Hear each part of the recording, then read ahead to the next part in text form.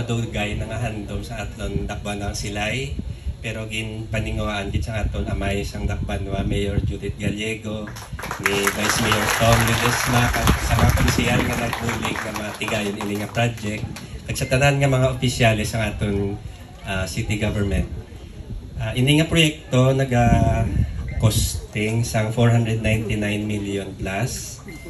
Diri ni siya i-construct sa 6.6 hectares nga duta nga gimdonal sa aton nga mga donors nga perti ka maalwan kag may bulawanon nga tagipusoon.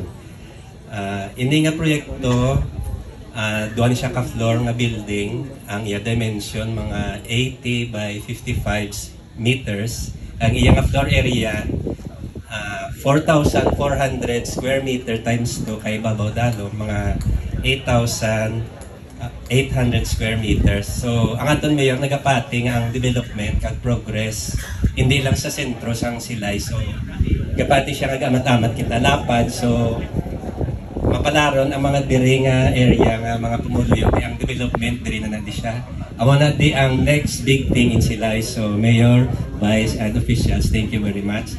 So ini nga proyekto resulta sa pagbinigay sa tanan. So ang among opisina isa lang kabahin sang aton gobyerno nga magapuling ini nga handom mangin matuod sa malapit nga inadlaw. So ina nga proyekto magasugod na sa madali nga panahon. Buwas masugod na sila di survey, markingan tananing mga boundaries para makita tana ang layout sang building. So in the next few months will be very exciting for all of us. So let us all pray nga kabay pa ini will run smoothly and with the blessing of our Lord. So thank you and congratulations to you. Thank you, Engineer Brother Roy Maylanga, and looking forward kay kidding